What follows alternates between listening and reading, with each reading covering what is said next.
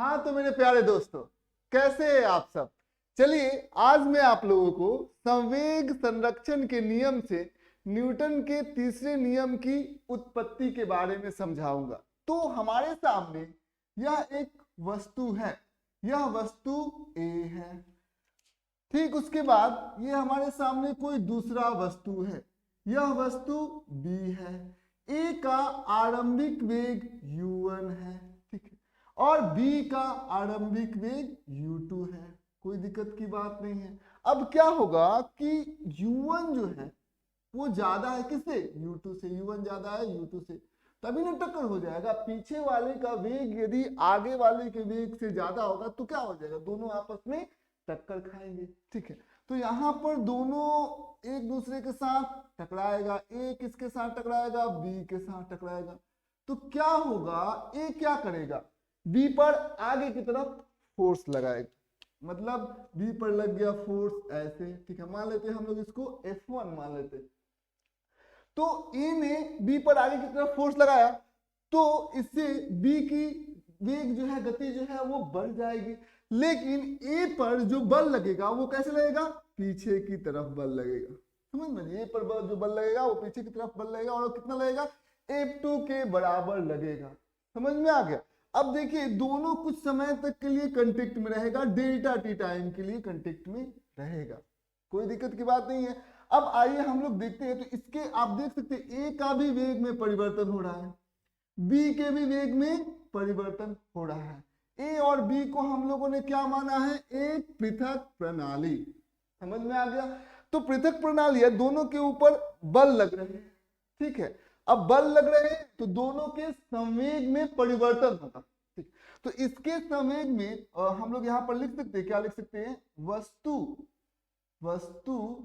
ए वस्तु के संवेग में परिवर्तन, वस्तु ए के संवेग में परिवर्तन। ध्यान दीजिएगा, संवेग में परिवर्तन, ध्यान से देखिएगा वो परिवर्तन कितना होगा, ध्यान से समझना होगा। तो हम लोग क्या करेंगे, सबसे पहले वस्तु ए पर बल कितना लग रहा है, F2, और कितने समय के लिए लग रहा है, डेल्टा टी समय के लिए। तो यही ना संवेग में परिवर्तन होता है, बल में बल कितना लग रहा है और कितने समय के लिए वो बल लग रहा है, दोनों का हम गुना कर देंगे तो हमें वस्तु ए के संवेग में परिवर्तन हमें मिल जाएगा। ठीक है, अब आइए वस्तु बी के संवेग में परिवर्तन। कैसे हमें वस्तु बी पर बल कितना लग रहा है, F1, यही ना बल लग रहा है, और वो कुछ समय के लिए लग रहा है। कितने समय के लिए, डेल्टा टी टाइम के लिए। तो हम लोग यहाँ पर क्या करेंगे, F1 गुने डेल्टा टी। ठीक है, तो इसको हम लोग मान लेते हैं डेल्टा पी किस ए, डेल्टा पी ए, क्योंकि वस्तु ए है, और इसको हम लोग क्या मानेंगे, बी वस्तु है तो डेल्टा पी बी। अब मैं आप लोगों से पूछना चाहता हूं, ठीक है, कि वस्तु का जो ये एक क्या है, पृथक प्रणाली है। तो इस पृथक प्रणाली का जो संवेग में कुल परिवर्तन होगा तो कितना हो जाएगा, यहां पर लिखेंगे संवेग में कुल परिवर्तन कितना हो जाएगा जी, परिवर्तन। ठीक है, वो कितना हो जाएगा, डेल्टा पी ए जोड़ डेल्टा पी बी। समझ में आ जाए। हम लोग जानते हैं यही, और हम लोग जानते हैं कि संवेग का क्या होता है, संरक्षण होता है। तो संवेग का यदि संरक्षण होगा तो संवेग का परिवर्तन तो होगा ही नहीं होगा। मतलब हम लोग कह सकते हैं कि डेल्टा पी ए जो डेल्टा पी बी वो किसके बराबर हो जाएगा, शून्य के बराबर हो जाएगा। ठीक है, क्योंकि हम लोग जानते हैं कि संवेग का क्या होता है, संरक्षण होता है। कोई भी पृथक प्रणाली में, जितने भी पृथक प्रणाली में यहाँ पर दो वस्तु है, वस्तु ए और ए वस्तु बी। ठीक है, तो जो कुल संवेग होते हैं वो संरक्षित होते हैं। तो पृथक प्रणाली के कुल संवेग संरक्षित होते हैं, तो कुल संवेग में परिवर्तन कितना हो जाएगा, शून्य हो जाएगा। यानी कि डेल्टा पी ए जोड़ डेल्टा पी बी क्या हो जाएगा, वो शून्य के बराबर हो जाएगा। तो हम लोग यहाँ पर लिख सकते हैं डेल्टा पी ए जोड़ डेल्टा पी बी, वो कितना होगा, कुल परिवर्तन शून्य के बराबर हो गया, क्योंकि संवेग का क्या हो गया, संरक्षण हो गया। अब यहाँ पर डेल्टा पी ए कितना होगा, वो कैसे हम लोग निकालेंगे? बल कितना लग रहा है हमारा? F2, कितने समय के लिए? डेल्टा टी टाइम के लिए। तो हम लोग यहाँ पर क्या लिखेंगे? F2 गुने डेल्टा टी। यहाँ पर डेल्टा पीबी इसमें देखेंगे, इस पर बल कितना लग रहा है? F1 लग रहा है, ठीक है। कितने समय के लिए लग रहा है? डेल्टा टी टाइम के लिए लग रहा है। तो हम लोग यहाँ पर क्या लिख देंगे? F1 गुने डेल्टा टी। ये कुल मिलाकर किसके बराबर हो जाएगा? शून्य के बराबर हो जाएगा, ठीक है। अब हम लोग F2 जोड़ F1 हम लोग लिख सकते हैं, और हम लोगों ने क्या कॉमन ले लिया है? डेल्टा टी को कॉमन ले लिया है, ये शून्य के बराबर होगा। अब दो चीजों का प्रोडक्ट है, जैसे यहाँ पर डेल्टा टी है और यहाँ पर आप देख सकते हैं F2 जोड़ F1, तो दोनों का टाइम डेल्टा टी यानी कि टाइम ऑफ कोलिजन, मतलब कितना समय तक दोनों संपर्क में रहे, तो वो तो कभी शून्य नहीं हो सकता है, तो ये कभी शून्य के बराबर नहीं हो सकता है, ठीक है। तो ये जो होगा वो हमारा शून्य के बराबर होगा। कैसे होगा? देखिए, F2 जोड़ F1 ये किसके बराबर हो गया? शून्य के बराबर हो गया। तो हम लोग यहाँ पर क्या लिख सकते हैं? F2 बराबर कितना हो जाएगा? -F1 हो जाएगा। तो इससे हमें क्या मिला कि जितना परिमाण F2 का होगा उतना परिमाण F1 का भी होगा, ठीक है। दोनों का परिमाण क्या होगा? समान होगा। और इससे हमें मालूम ये भी चला कि आप इसको ध्यान से समझिएगा, कि आप इसको समझिएगा कि दोनों का जो दिशा होगा वो विपरीत होगा। वो माइनस साइन क्या बता रहा है कि F2 का दिशा और -F1 का दिशा, F1 का दिशा दोनों विपरीत, दोनों चीज हमें मालूम चल गया। तो यही तो न्यूटन के तीसरे नियम का उत्पत्ति है। एक न्यूटन का तीसरा नियम कहता है कि प्रत्येक क्रिया की प्रतिक्रिया होती है, समान प्रतिक्रिया होती है परिमाण में, और दिशा दोनों की क्या होती है? विपरीत होती है। यदि F1 10 न्यूटन आगे की तरफ है तो F2 10 न्यूटन परिमाण उतना ही होगा, लेकिन दिशा विपरीत होगा, पीछे की तरफ होगा। तो हम लोगों ने क्या किया? यही तो न्यूटन का तीसरा नियम भी है, ठीक है। क्रिया की प्रतिक्रिया होगी और जिसका परिमाण, क्रिया प्रतिक्रिया की जो परिमाण होगी वो बराबर होगी, ठीक है। इसको हम लोग क्रिया कहेंगे, तो इसको हम लोग F2 को प्रतिक्रिया कर देंगे। तो ये चीजें आपको बड़ी आराम से आपने इसको समझ लिया। आइए अब हम लोग इससे पहले मिटाते हैं।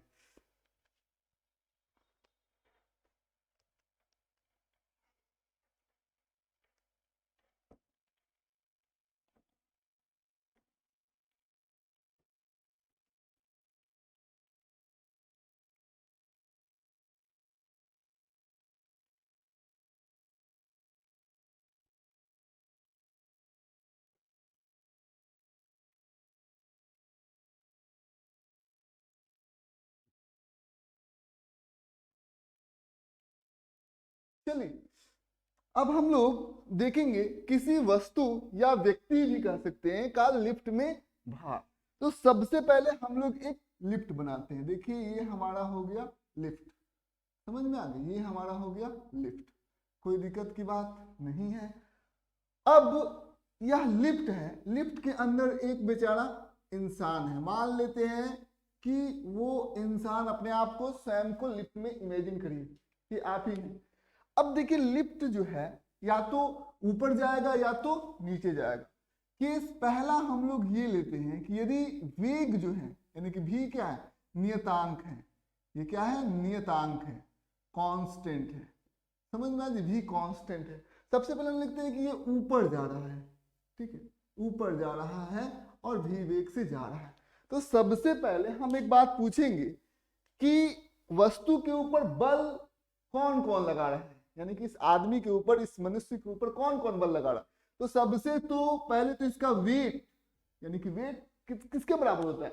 m गुने g, यही ना वेट होता है बाबू। तो mg जो है वो वेट होता है। धरती जो है, पृथ्वी जो है, उसको mg बल से इस व्यक्ति को नीचे की तरफ खींचेगा।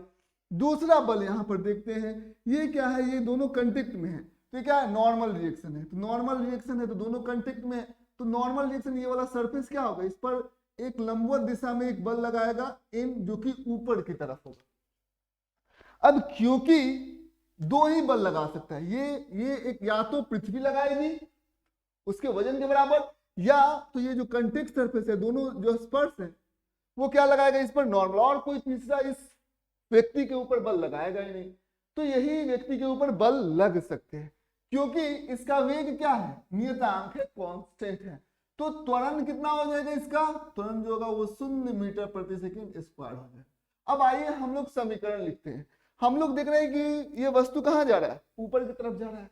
तो ऊपर की तरफ जा रहा है तो हम लोग ये देखते हैं कि सोचते हैं कि n बड़ा हो सकता है, देखते हैं। तो हम लोग सबसे पहले लिखेंगे n, और क्योंकि नीचे की तरफ ये बल है तो n, तो कुल बल यदि हम लोग निकालेंगे तो कितना हो जाएगा, n माइनस mg। जैसे कोई वस्तु है, इस पर 10 न्यूटन का आगे लगा और 5 न्यूटन का पीछे बल लगा, तो इसका परिणामी बल कितना हो जाएगा, 5 न्यूटन आगे की तरफ हो जाएगा।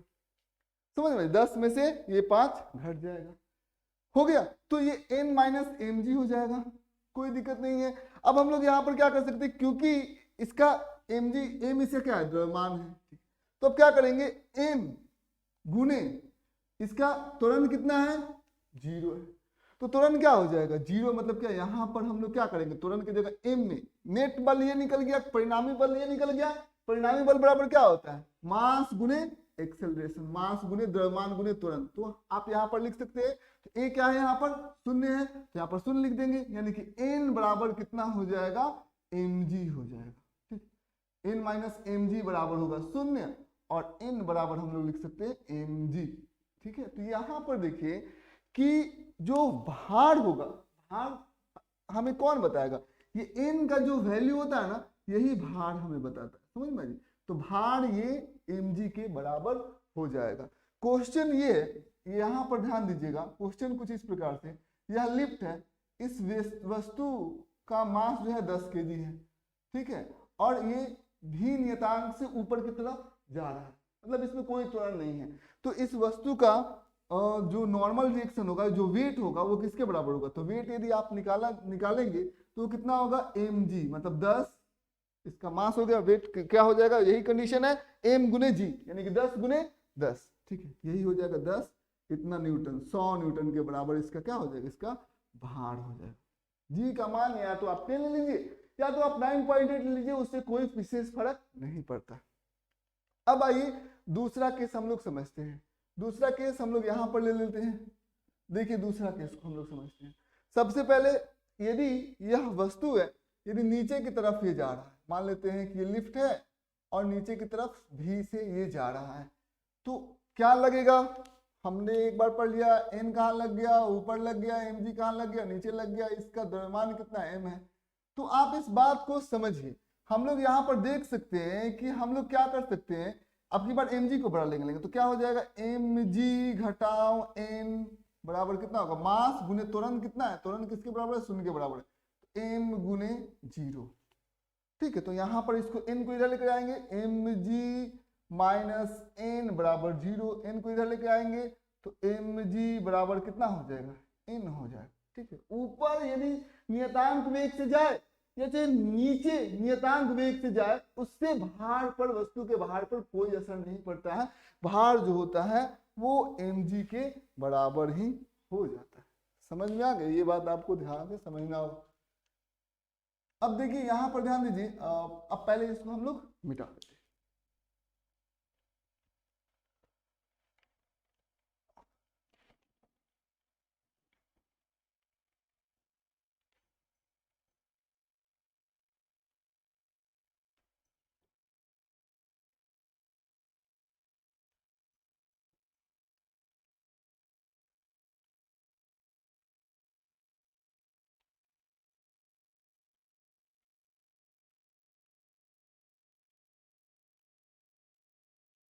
अब आइए हम लोग और केस के बारे में लोग समझते हैं।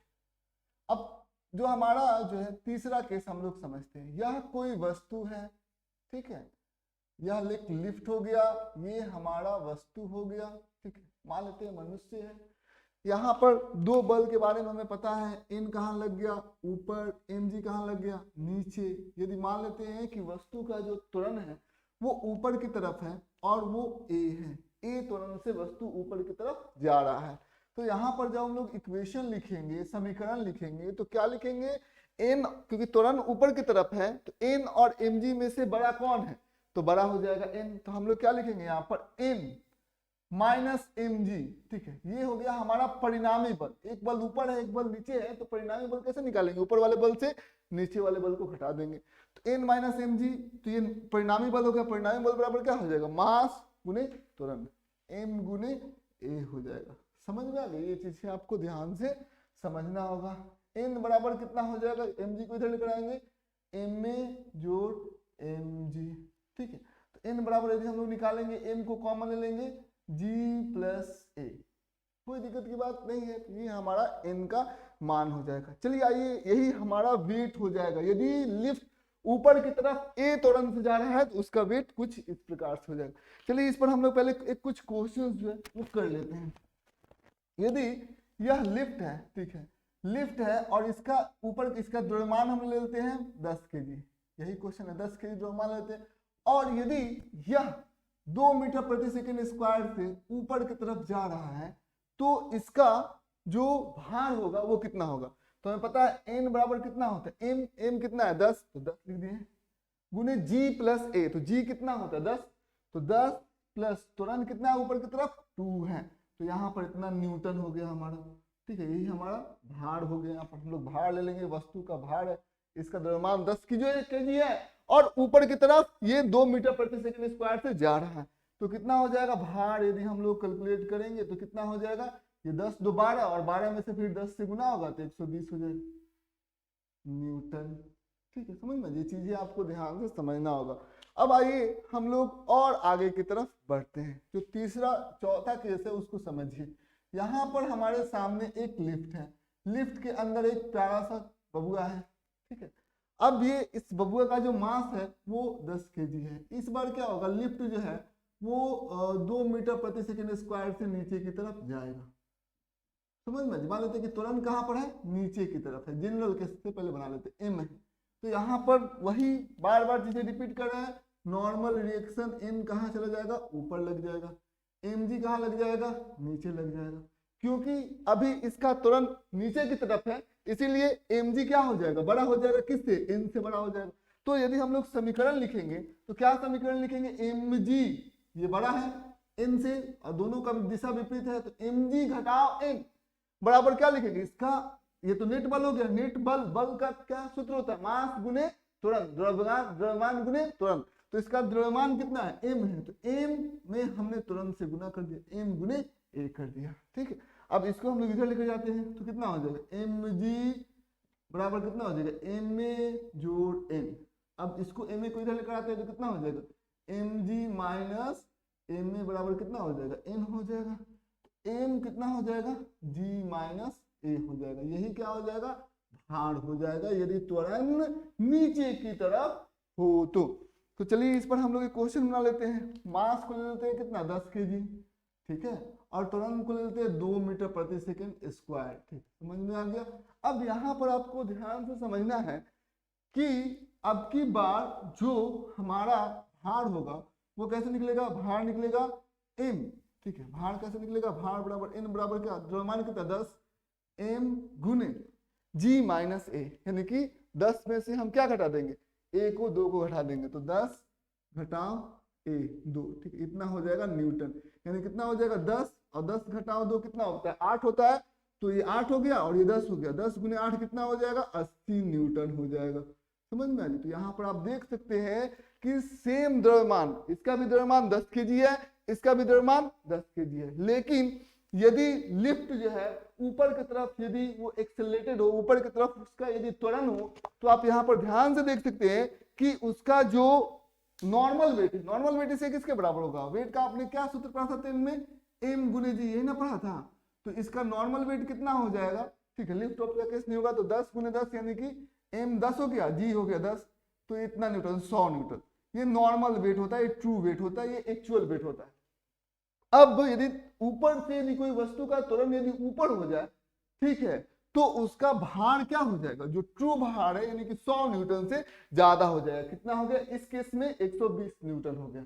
लेकिन यदि कोई वस्तु का त्वरण नीचे की तरफ हो जाए तो उसका जो भार है, जो ट्रू भार है, मान लेते हैं इस केस में कितना है, 100 न्यूटन है, 100 न्यूटन से भी छोटा हो गया है, वो कितना हो गया, 80 न्यूटन के बराबर हो जाएगा, ठीक है।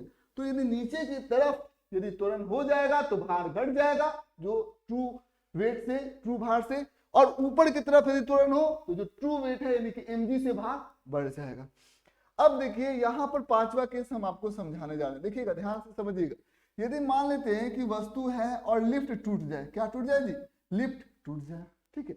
तो लिफ्ट यदि टूट जाए तो क्या होगा, इस वस्तु का त्वरण होगा, क्योंकि वो भी क्या करेगा, फ्री फॉल करेगा, आराम से वो भी हवा के अंदर से छोड़ दे तो ये फ्री फॉल करेगा, तो इसका त्वरण कितना हो जाएगा, वो हो जाएगा कितना, जी हो जाएगा, जी हो जाएगा नीचे की तरफ। तो यहाँ पर हम लोग देखते हैं एन हो गया ऊपर, ठीक है, एम जी हो गया नीचे, ठीक है, वही है केस, ठीक है। तो एम इसका क्या हो जाएगा, द्रव्यमान हो जाएगा। तो हम लोग क्या करेंगे, सबसे पहले क्योंकि इसका त्वरण नीचे की तरफ है यानी कि एम जी बड़ा है, तो हम लोगों ने क्या किया, एम जी, समझ में आ रहा है, एम जी में से क्या घट जाएगा, normal direction N, M G minus N is equal to mass गुने त्वरण, एम गुने जी, ठीक है, समझ में आ गया।